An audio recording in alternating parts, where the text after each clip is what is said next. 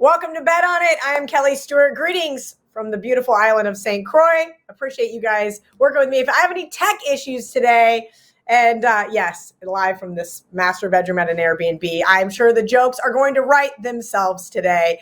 Marco, you're in charge of the comment section per usual. Joe Raineri, welcome in. We're going to dive right into it. This is our last college show of the year. So, of course, we're talking bowl playoffs. Fiesta Bowl, TCU versus Michigan. This one's on New Year's Eve, ESPN, 4 p.m. Eastern, 1 p.m. Pacific. TCU, a 7.5-point underdog to Michigan, total 58.5. Marco, now that you're done laughing, talk to me about the Fiesta Bowl. Well, Kelly, I'm not done laughing yet because, I got a lot of comments, where was Marco Claus last week? And I felt bad. Mm-hmm. So because Santa Claus didn't make an appearance, we are bringing you this week's show from Kelly's bedroom on some tropical island. There, Merry Christmas, everybody. All right, let's get to today's show. TCU and Michigan. Couldn't resist. Sorry, Kelly. You pick on me all the time. This is a spot where I am, my initial reaction is I wanted to take TCU. How can you not love, the little choo-choo that could? They've done it all year. But, man, this Michigan defense is something else. I don't know how they're going to move the football against this defense. We saw them have a couple games this year where they did get that TCU offense slowed down. Texas, it was a 17-10 game. TCU came out on top. Kansas State in the second meeting kept them in check for a good part of the game. Against Michigan, they haven't seen anything like this. These guys bring it. So what I'm going to look at is I'm going to look at the under 58.5. Why? I know Michigan has been putting up a ton of points, but why do they have to do that here? They need no style points. All they need to do is win and move on. They got to get to the next game, the championship game. And they've had a month to work on things. So you're going to say, well, they could have all kinds of great offensive plays. Yeah, they probably do. But why show them this week? You want to save that good stuff for next week. And unless they need to use them in this game, which I don't think they're going to have to, you keep those in your hip pocket for whoever you play next, whether it's Georgia or if we get the dreaded Ohio State-Michigan rematch. So I'm looking at this one under. It's been a great year for TCU. I love quarterback Max Duggan. How can you not? I mean, I know I was rooting for Kansas State. I had money on him in that Big 12 championship game. But if you didn't come out of that game loving yourself some Max, you just don't love college football. Let's get it done. I'm going under. I'm sure Joe's going to have some combination of first half something in this one. What do you got, Joe? There you go. Yeah, right. He's going to. But before we get to that first half play from Joe, keep in mind, I got a little asterisk here. If TCU is down at the half, which they have been several times this year, they have been one of the best second half teams in college football. So I may just sit this one out and wait until halftime, Marco. Joe, what say you? Love that concept. Both of these teams not exactly great in the first half either, Cal. Neither of them have great records. I believe 5-8 for Michigan this year in the first half against the spread. Just 6-6 there for TCU. But I'm kind of with Marco. I'm leaning towards the under in the full game, but I'm even more so leaning towards the under in that first half. Given the fact that, listen, defensively, this is going to be the stoutest defense that TCU has faced all year long. I think Harbaugh is going to want to make this game as physical as possible in the trenches. And how do you do that? Well, you don't have Blake Corum, but you do have Donovan Edwards. And you have the ability to run right at this TCU defense. And let's face it, the biggest issue TCU's defense has had this year has to do with stopping the run. And Cal, you know this because K-State, they ran all over them, 205 yards in that game, in that 31-28 overtime win. I think you're going to get a lot of that. I don't think, and I agree with Marco 100%, Harbaugh is not emptying the playbook in this game here. I think it's going to be very physical, smash mouth football. That's what I am anticipating early and often. Don't necessarily trust TCU which has been spot on early on in games this year with them. They're a much better adjusting team in the second half. I think that's where they're going to find themselves in this game. So I'm going to I'm with Marco for the full game, but I'm also with the first half under in this one. Expect a lot of running, I think, early and often. All right, we're going to take a quick commercial break. When we come back, it's time for the Peach Bowl. The Gold Sheet wants you to end the 2022 football season on a winning note while getting a head start on planning for the next season. Founded in 1957, the Gold Sheet is the country's longest-running sports betting newsletter and has served bettors for over 6 decades.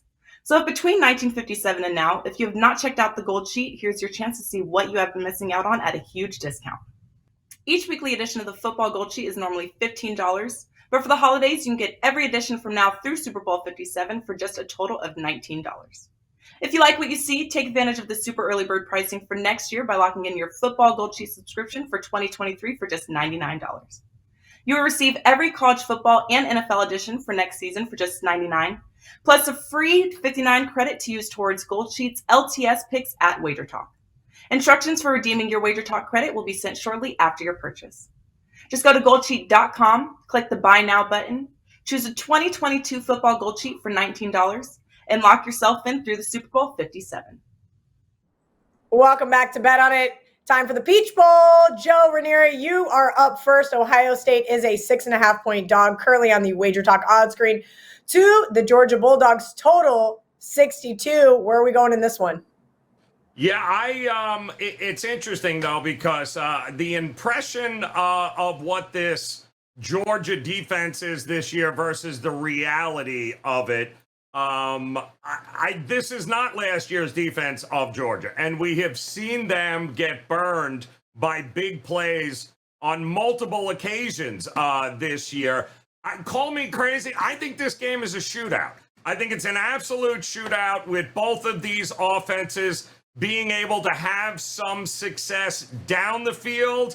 And Ohio State's biggest problem as well was their vulnerability for the big play here. We saw Michigan burn them there in that game, and we've seen that on a number of occasions this year with Ohio State. So I think both Stroud and I think he's going to have some success against this Georgia defense. And I also think that Georgia's going to be able to have some success running, which is going to set up their ability to push the ball down the field. When it all comes down to it, Cal, I don't see how this thing stays under 60 points, which is kind of where we're at right about now, I think. So the over in this matchup, expecting one of these defenses is going to make a play late.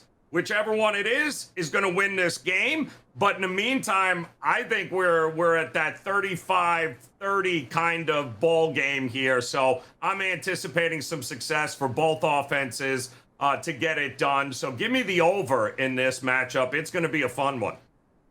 Yeah, I'm with you. Unfortunately, the Georgia Bulldogs don't really play close games. They've had a pair of them this year, Kent State and Mizzou. That offense has looked really good. So I do lean with Joe here on the over, particularly because Ohio State's defense has just gotten torched as of late.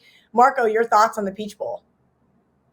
Well, Kelly, I agree with Joe that this should be a shootout. I think this is going to be one of those ones where might be the team with the football last wins it. So I kind of tipped my hand. I'm going to go to the underdog for a few reasons. Let's start with the fact that for the past month, Ohio State had to hear all the talking heads, including myself, make the comparison of why Alabama deserved, with 2 losses, to be in here instead of them. They didn't think they were going to be here. When they lost to Michigan, for all intents and purposes, their season was over as far as the national championship went, but they got a reprieve when USC stubbed their toe in the Pac-12 championship game. So they backed their way in. All they've had to hear is they don't belong. Why is this line just hanging on 6.5? Why haven't we seen that 7 yet? Yeah, there's a reason, because the Sharps aren't going to let it get to 7, okay? If it tips to 7, they'll be knocking each other over to grab Ohio State plus the 7. I don't think you're going to need the full 7. I think this one goes right down to the wire. And yes, The last time we saw Ohio State, they were as ugly as you could be. You lose by 22 points at home against your biggest rival. It looks bad. But how many times have I preached on this show and every place else, you're never as bad as your worst game, nor are you as good as your best game. We saw Ohio State's worst game. They're going to come to play, and they're playing with house money because they shouldn't be here, according to public perception. And then according to Georgia, all the pressure is on them. They're defending national champs. They're playing the number 4 seed, the team that shouldn't be here.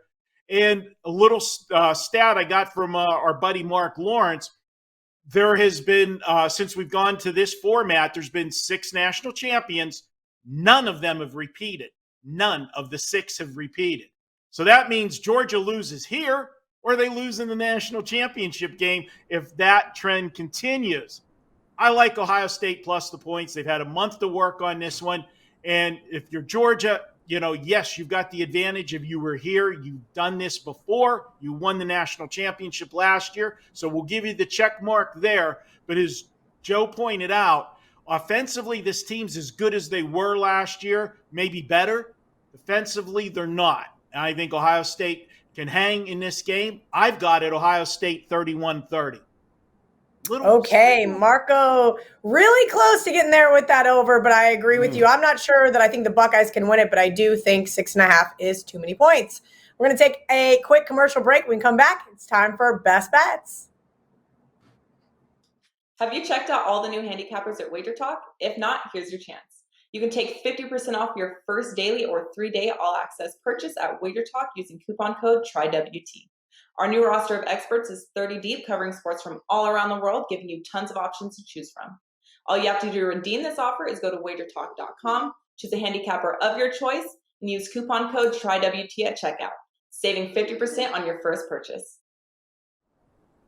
Welcome back to Bet On It. It's time for Best Bets. And listen, I'm not going to sit here and lie and pretend like I've had some great bowl season, because I haven't. I've barely gotten involved in bowl games compared to years past. And that's because there's a lot of unknowns. What I do know, though, is K-State doesn't have any players opting out. And Bryce Young is playing for Alabama. This one currently 6.5 on the Wager Talk odds screen. I have a bad number of 5.5. I bet this one a few weeks ago. But the reason why I bet this game was in hopes that K-State could replicate what we've seen them do all season long, and that is to have a rushing game that is just absolutely powerful. We got Deuce Vaughn, who's rushed for almost 1,500 yards this year, and guess who can't stop the run? At least as of late, Alabama's been allowing over 230 yards on the ground compared to what they had started off allowing on the season, almost by double. So that is good news for my Kansas State Wildcats. I do have some concerns about this K-State defense. They have gotten torched here and there, but overall, they're only giving up 223 passing yards per game. I do think that Bryce Young, given any kind of weird things happening in this game, may not play the full game. And I guess we'll see how this one goes. As far as the Wildcats, again, not a great bowl season. Don't love this best bet, but Marco told me I had to have one. So I am just passing along as a K-State fan that I think this is too many points for what it's worth. I am 3-0 betting on the Wildcats this year. I usually like to find them in those nice little scrappy underdog positions. And I do think that this game means a lot more to the Wildcats than it does Alabama. Please remember, Alabama and the rest of that team basically decides the start of the year, it is a national championship or bust. They aren't looking forward to the Sugar Bowl like the Wildcats are. Marco, who is your best bet for the rest of this bowl season? Well, Kelly, we're going to go to the great Duke's Mayo Bowl, which might be home to the most disgusting tradition for the winning coach. Roll the tapes, God. Guys. Oh, no. There are 2 cups? Oh, God. This is just this. Oh. Coach. But anyways, who I think is going to win this game, I like NC State. This is a team, granted, had higher expectations coming into the year. A lot of people thought, myself included, that they could challenge for the ACC title this year. Well, things got derailed when quarterback Leary got hurt. They struggled offensively in several games, had all kinds of turnovers. So why do I think anything will be different here for the bowl game? Well, one, they've had a month to get ready. And whoever that three-headed monster is at quarterback that won't be Leary, they've had plenty of reps and work on game plan for this opponent and for the quarterbacks that they are going to use in this game. Defense has not been a problem for NC State. Down the stretch at the end of the year, the defense did get a little bit tired. Why? Well, because the offense couldn't sustain anything and stay on the field. I don't care how good your defense is. If they're out there for the majority of the game, week after week, they're going to wear down. You don't have that problem here because they've had a full month of rest. And as I said, this offense will be more efficient in this bowl game. I do think they want to play in this game. I think the motivation is there. NC State still managed to get an 8-4 season. And if you question if this team was still trying at the end of the season, just look at the game film from their season finale when they beat their rival, North Carolina. They scored 30 on them, but I know, don't jump up and down. Everybody scores 30 on North Carolina. That's kind of the average for the bottom end of the scale. But I like NC State here. Maryland, you know what? When they've stepped up in class this year, they got waxed. Yeah, they hung with Michigan, and everybody's going to point that out. And they hung with Ohio State, losing by 13, getting 26.5. Well, when they played Ohio State, they played them at home, and they played Ohio State the week before they played Michigan. Do you think possibly Ohio State was looking down the road at all? But I'm going to go ahead and take NC State. They should have success against this team.